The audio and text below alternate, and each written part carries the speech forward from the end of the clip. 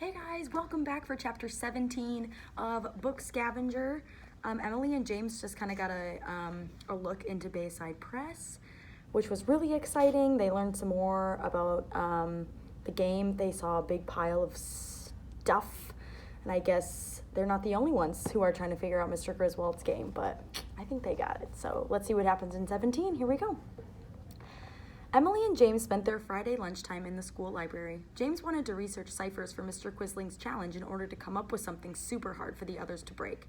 The rest of their 6th period social studies class must have had the same idea, because nearly every table of the library was full. After learning about the challenge, the school librarian assembled a cart of books related to ciphers and codes and made a temporary no checkout rule for them to ensure they stayed available for everyone's use. Emily had said she'd help James research ciphers, but first she wanted to finish comparing the 2 editions of The Gold Bug. She started last night after they got back from Bayside Press, and now it was almost the end of lunch period, and she still wasn't done. Comparing text word by word turned out to be quite the consuming task. "I can't believe you keep finding them," James said, looking up from mysterious messages. "That makes several total during this lunch period alone," Emily said. On her right was Garrison Griswold's Gold Bug, and on her left was the same story printed in the Poe collection from Hollister. Emily tapped her pencil back and forth from a word in one Gold Bug to the same word in the other. She found another typo in Griswold's, excessively, a misspelling she had missed all the previous times she'd pored over this story. She crossed out the first S and wrote C above the word. "I'm almost at the end of the story, so I better have them all. This is tedious." She compared the last few paragraphs and didn't find any additional typos. "Now what?" Emily muttered, more to herself than anything else.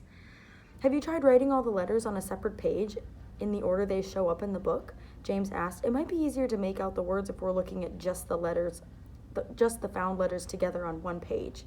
That was a good idea. Emily started copying the letters onto her notebook. James stopped her after the 5th letter to say, "Look, we found fort before, but H comes next. Maybe the word isn't fort, but forth, as in go forth, my son, and find my hidden message."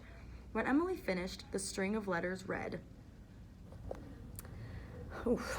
Fourth most wild yet most homely narrative which I am about to open, I neither expect nor solicit belief.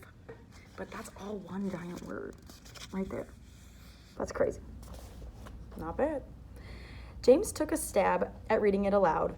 For the most wild yet homely narrative which I am about to open and either expect nor solicit belief. That doesn't make sense, he said.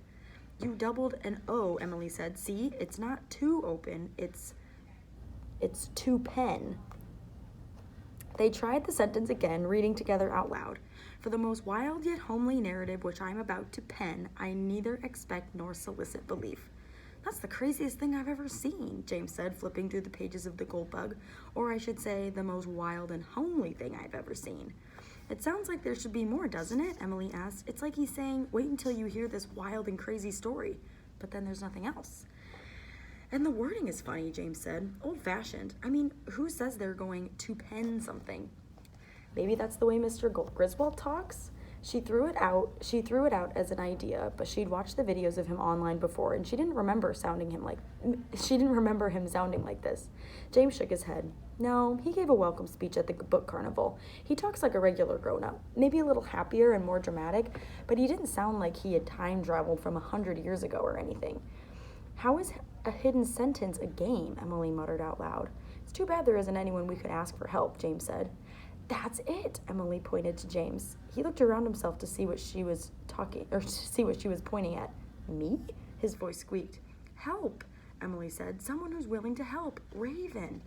"You're right." They ran to the computer bank at the back of the library. James dropped into a chair and shook the mouse to wake up the computer.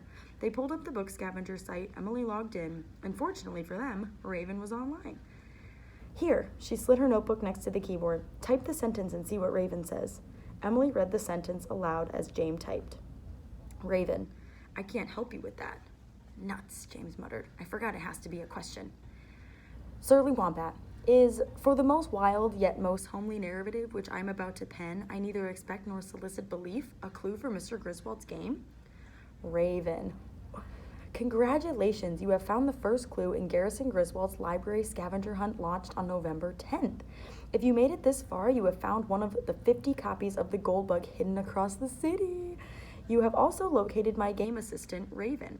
Raven is willing to offer you a small measure of help on your journey, provided you ask the right questions. You guys.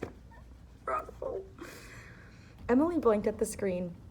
She had fantasized about this, moving to San Francisco and participating in one of Mr. Griswold's games. She's done it. She'd found his next game. She reread the message again. There are supposed to be 50 hidden copies of the gold bug, James said. How many do you think he hid before this one? It's only the middle of October. He wasn't planning on the game officially starting for another 3 weeks. Maybe there aren't any others out there yet. At least Emily hoped that was the case. She liked thinking of the gold bug as her own personal connection to Garrison Griswold. We only have 5 minutes left until the bell rings, and we still don't know what to do with the hidden sentence. Quick, Emily nudged James. Ask Raven about that. Surly Wombat. What do we do with the first clue? Raven. One good story deserves another. One good story deserves another. What does that even mean? James asked. Before Emily could answer, a message from a guest user popped up on her screen. Guest. I think you found my book. Emily scrunched her nose. Hello, who are you? Why would you hide a book for Good Book Scavenger if you're not a registered player? James asked. Surly Wombat. What book?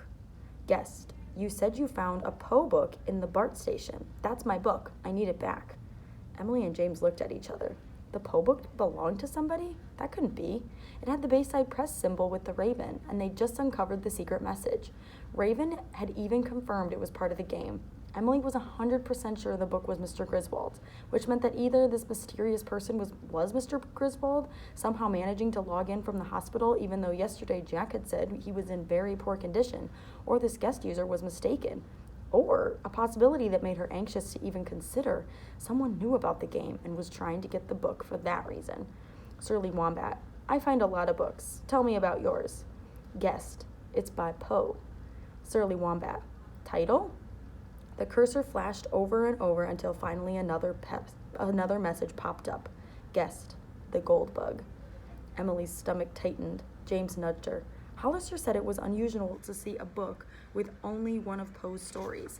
Maybe there's another collection by that name. Maybe this is a coincidence, he said. Surly Wombat. How many stories? The cursor blinked endlessly. Emily held her breath. Guessed. 3. Emily exhaled. Surly Wombat. Sorry, I don't think I have your book. That is the end of chapter 17, and I have a feeling I know who Guest is, and it's making me nervous and sad. Oh, all right. Well, I'll see you guys next time for chapter 18. Bye.